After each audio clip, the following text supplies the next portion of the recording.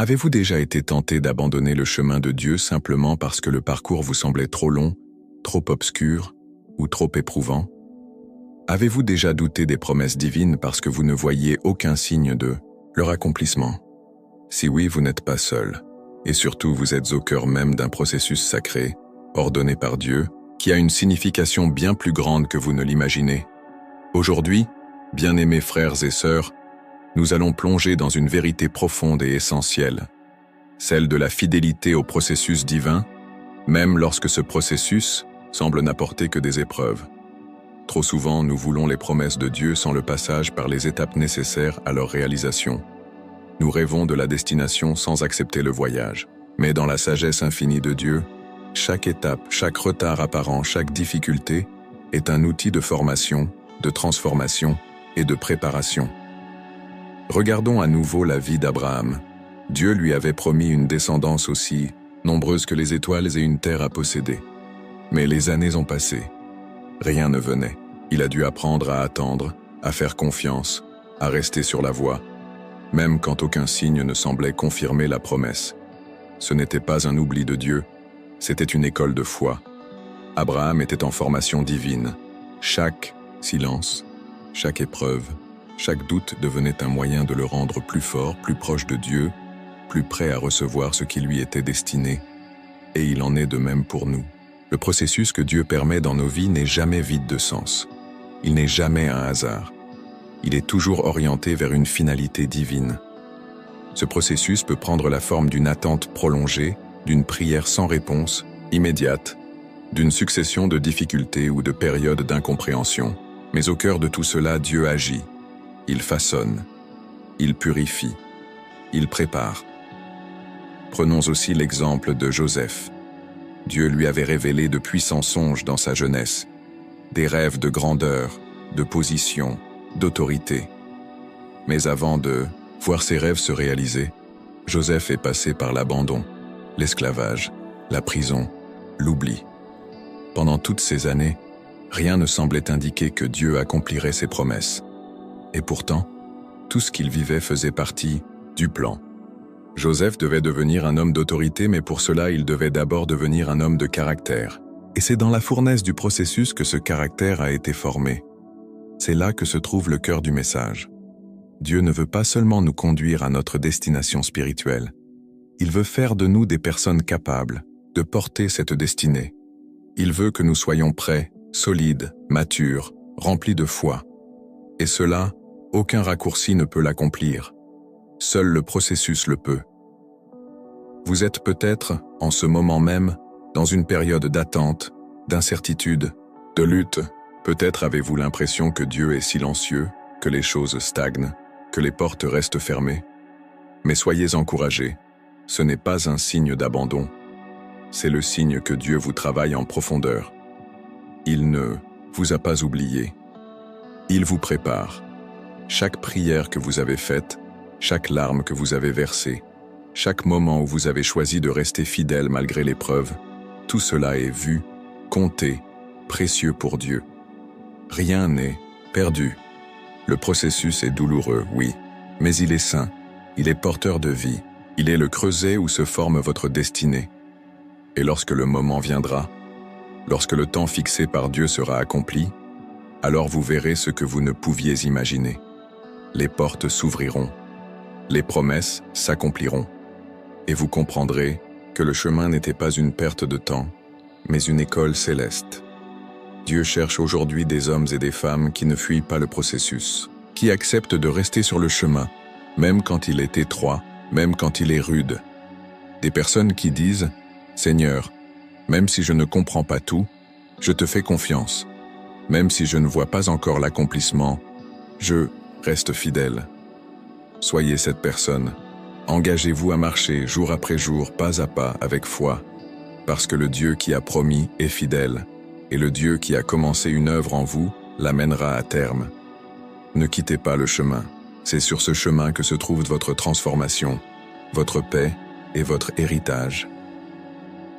Lorsque nous méditons sur la fidélité de Dieu et la longueur de ses processus, nous devons apprendre à voir les choses avec une perspective céleste et non avec des attentes humaines. Le Seigneur n'est jamais pressé. Il est patient et il désire que nous grandissions à travers chaque saison, plutôt que de simplement nous transporter d'une promesse à une autre sans transformation intérieure. C'est pour cela que chaque étape de notre vie a un but. Chaque silence de Dieu, chaque détour inattendu, chaque épreuve rencontrée fait partie de sa pédagogie divine. Nous, humains, avons tendance à rechercher des solutions immédiates. Dans notre culture de la vitesse, du résultat et du visible, nous nous décourageons rapidement si rien ne change en apparence. Mais Dieu travaille dans l'invisible. Il bâtit en nous ce que personne ne voit, mais qui sera le fondement de tout ce que nous vivrons ensuite. Son objectif n'est pas que nous arrivions vite, mais que nous arrivions près. C'est précisément ce que nous voyons dans l'histoire de Joseph. Combien de temps a-t-il passé dans l'ombre rejeté par ses frères, vendu comme esclave, injustement emprisonné? Et pourtant, durant toutes ces années, Dieu n'était pas absent. Il formait en Joseph une sagesse, une patience, une force d'âme indispensables à son futur rôle. Ce n'est pas en un jour qu'on devient un leader capable de gérer une nation. C'est dans la douleur du processus que naissent les vrais rois. Cette vérité s'applique aussi à nous. Peut-être que vous êtes dans une saison où vous ne comprenez pas ce que Dieu fait. Vous avez prié, jeûné, espéré, mais le ciel vous semble fermé. Pourtant, je vous le dis aujourd'hui avec assurance, Dieu travaille, il œuvre dans les coulisses de votre vie. Il prépare quelque chose que vous ne pouvez pas encore voir, mais qui, au moment voulu, éclatera avec clarté. Chaque retard apparent est en réalité un espace que Dieu utilise pour travailler votre caractère. Chaque non provisoire est une protection divine contre ce que vous n'êtes pas encore prêt à recevoir. Dieu n'est pas seulement le donneur de bénédictions, il est le forgeron de cœur. Il veut que nous soyons prêts, pas seulement enthousiasmés, matures, pas seulement zélés. Ce processus peut être inconfortable. Il met à nu nos faiblesses, il confronte nos limites, il nous pousse à abandonner nos illusions de contrôle. Mais en même temps, il nous rapproche de Dieu. Il fait de nous des êtres humbles, dépendants, sensibles à la voix du Saint-Esprit. Et c'est précisément ce type de disciple que Dieu utilise puissamment. Souvent, nous voulons être utilisés par Dieu, mais sans passer par la fournaise. Or, c'est dans cette fournaise que l'or est purifié. C'est là que notre foi devient réelle. Ce n'est pas sur la montagne que l'on apprend à faire confiance, mais dans la vallée. Pas quand tout va bien, mais quand tout chancelle. Et si vous êtes aujourd'hui dans la vallée, alors réjouissez-vous. Dieu vous enseigne à marcher par la foi et non par la vue. Le but de Dieu n'est pas simplement de vous faire traverser des difficultés, mais de vous transformer à travers elles. Il veut que votre cœur lui appartienne totalement. Il veut que votre foi ne repose plus sur les bénédictions visibles, mais sur sa parole seule. Et quand ce travail est accompli, vous devenez inébranlable. Ce que vous vivez maintenant n'est donc pas une punition, mais une préparation. Rappelons-nous des paroles de l'apôtre Jacques. Mes frères, considérez comme un sujet de joie complète les diverses épreuves auxquelles vous pouvez être exposés, sachant que l'épreuve de votre foi produit la patience. Jacques 1, 2, 3. Cette patience n'est pas de la passivité, c'est de la puissance spirituelle. Elle est le fruit de la foi solide, enracinée dans l'expérience, dans la marche avec Dieu jour après jour. Alors ne méprisez pas les petites étapes, ne rejetez pas les périodes de silence, ne fuyez pas les saisons de formation, elles sont votre trésor, elles vous forment pour demain, elles sont le sol fertile où grandit votre appel. Restez fidèles, continuez à avancer, même lentement, chaque pas compte. Chaque prière murmurée, chaque soupir adressé au ciel. Dieu voit, Dieu entend et Dieu agit. Il arrive que dans notre marche avec Dieu, nous soyons tellement concentrés sur la promesse finale que nous oublions la valeur du chemin.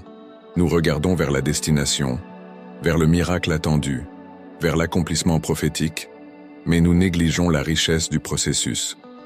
Pourtant, c'est précisément sur ce chemin que Dieu se révèle, qu'il nous parle, qu'il nous transforme.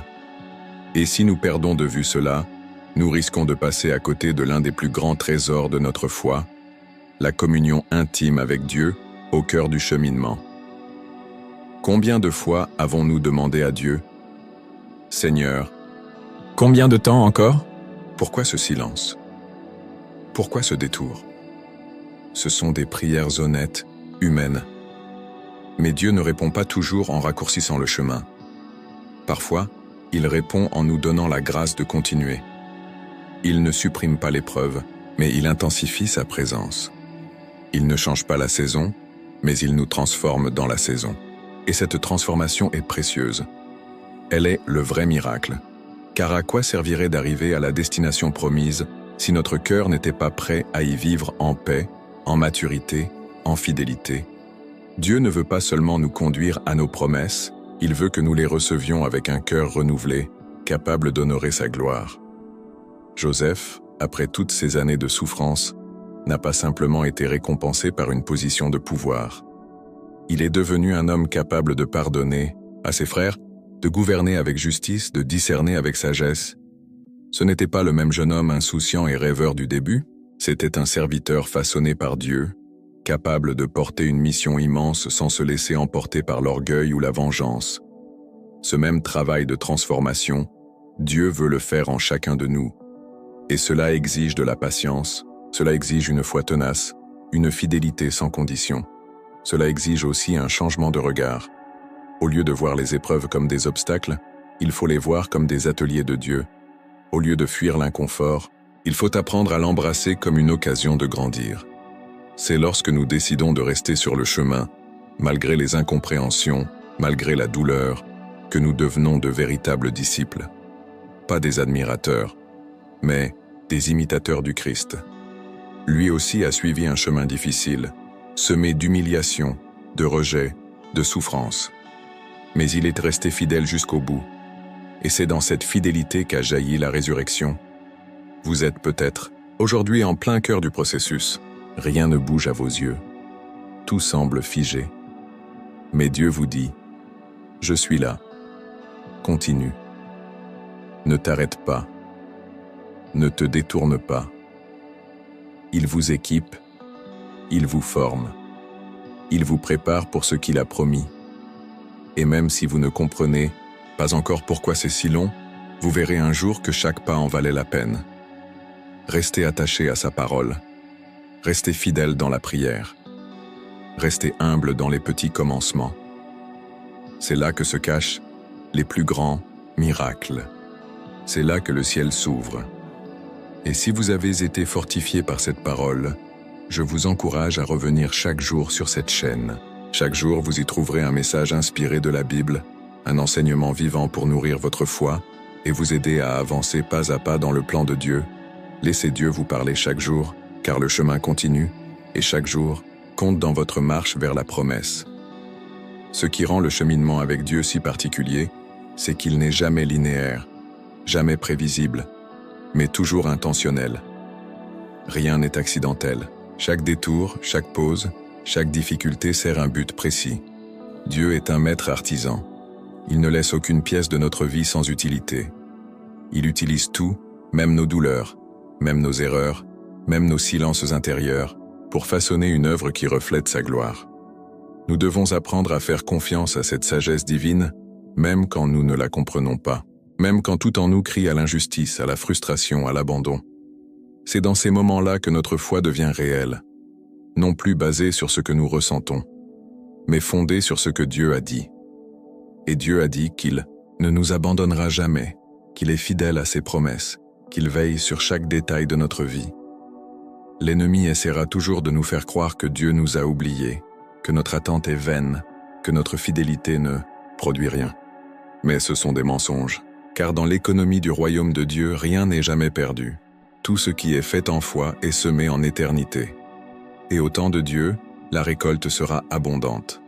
Elle dépassera toutes nos attentes. Elle nous rappellera que Dieu est bien meilleur que tout ce que nous pouvions imaginer. Mais pour cela, il nous faut persévérer. Il nous faut refuser de quitter le chemin, même quand il devient étroit. Il nous faut choisir, encore et encore, de croire que Dieu est à l'œuvre, même quand les portes restent fermées, même quand les prières semblent sans écho, même quand les autres avancent et que nous avons l'impression de faire du surplace. La fidélité dans l'obscurité est l'une des plus grandes preuve d'amour que nous puissions offrir à notre Père céleste. N'oublions jamais que la croix a précédé la résurrection, que l'obscurité du tombeau a précédé la lumière du matin. Il en est de même pour nous. Le processus peut ressembler à une mort à soi-même, à nos projets, à notre confort. Mais cette mort est la semence d'une vie nouvelle. Dieu ne permet jamais une saison de brisement sans une saison de reconstruction. Il nous appelle à une confiance profonde, à un abandon sincère. Non pas une résignation, mais une foi active. Une foi qui dit « Seigneur, je ne comprends pas tout, mais je te fais confiance. Je ne vois pas la suite, mais je sais que tu me conduis. Je ne ressens rien, mais je sais que tu es là. » Cette foi-là touche le cœur de Dieu. Elle attire sa faveur, son intervention, sa consolation. Et dans cette confiance, quelque chose de puissant se produit. Nous cessons de courir après des résultats. Nous entrons dans un repos spirituel. Nous marchons non plus pour prouver quoi que ce soit, mais pour rester alignés à celui qui nous aime. Et dans ce repos, Dieu nous parle. Il nous rassure. Il nous fortifie. Il nous prépare. Car le processus n'est pas éternel. Il a un début, un but et une fin. Il est temporaire, mais ce qu'il produit en nous est éternel. Chaque pas sur ce chemin laisse une empreinte invisible dans le monde spirituel. Chaque moment d'obéissance est un acte de foi qui écrit notre héritage éternel. Nous ne le voyons pas encore, mais nous le verrons. Nous le goûterons. Nous en vivrons la plénitude. Alors aujourd'hui, si vous êtes épuisé, si vous doutez, si vous avez envie de tout arrêter, écoutez ceci. Dieu est avec vous. Il marche avec vous. Il vous tient la main. Il vous soutient, même quand vous ne sentez plus sa présence. Ne lâchez pas. Ne tournez pas en arrière. Continuez à marcher. Continuez à croire. Le processus de Dieu est douloureux, mais il est aussi glorieux. Et ce qu'il prépare pour vous dépasse tout ce que vous auriez pu bâtir par vos propres forces. L'un des plus grands pièges que nous rencontrons sur le chemin du processus divin, c'est celui de la comparaison. Nous regardons autour d'eux, nous et voyons les autres progresser, recevoir des réponses, expérimenter des percées, alors que nous avons l'impression d'être oubliés, coincés, mis de côté. Mais Dieu n'agit pas selon nos horloges. Il ne suit pas le rythme de notre impatience ou de nos émotions. Il suit un plan parfait, unique, adapté à chacun. Votre parcours n'est pas celui d'un autre. Votre processus est personnel, spécifique, façonné pour produire en vous quelque chose que personne d'autre ne peut porter. Et c'est pourquoi il est inutile de comparer.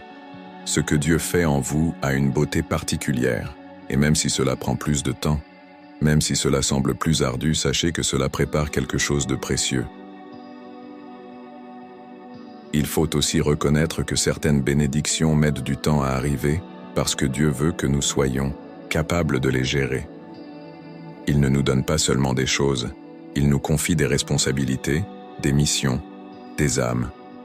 Et il veut que nous soyons des intendants fidèles, solides, capables d'honorer ce qu'il nous remet. Sans le processus, nous ne serions pas prêts. C'est pour cela qu'il travaille nos fondations. Il vient briser ce qui est fragile, rebâtir ce qui est tordu, purifier ce qui est impur. Il vient arracher les mensonges que nous avons crus, guérir les blessures que nous avons cachées et transformer les mécanismes de défense que nous avons développés. Tout cela fait partie du processus. Et même si cela nous déstabilise, même si cela nous met à nu, c'est une œuvre d'amour. Dieu ne nous humilie pas, il nous sanctifie, il nous rend semblables à Jésus. Et pour cela, il passe par le feu, par la pression, par l'attente. Car c'est dans ces moments que notre foi cesse d'être théorique pour devenir authentique. Ce n'est plus juste une confession, c'est une vie.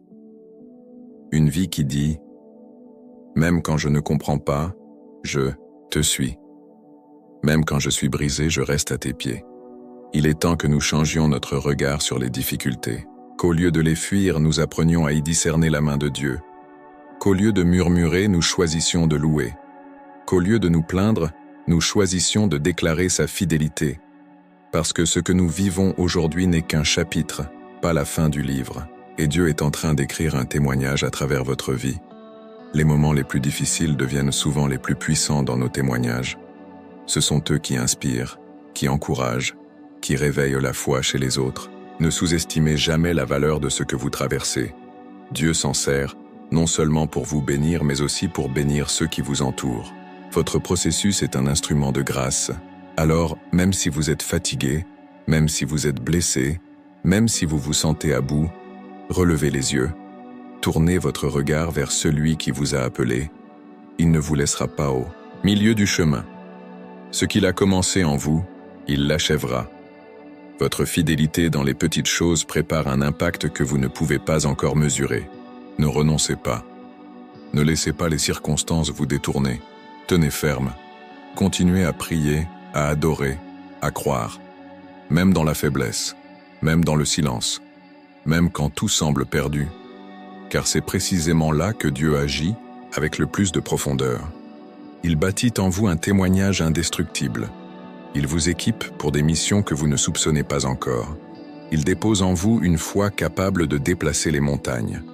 Et un jour, vous comprendrez que tout ce chemin, toutes ces larmes, toutes ces nuits blanches en valèrent la peine. Quand tout semble sombre, quand le silence de Dieu paraît pesant, quand les réponses tardent à venir, il est facile de croire que nous sommes seuls. Mais c'est précisément dans ces instants d'apparente absence que Dieu est le plus proche. Il nous façonne, il nous soutient, il nous prépare. Et c'est dans la persévérance, dans l'abandon, dans la fidélité au processus, que nous découvrons la profondeur de son amour et la force de sa présence.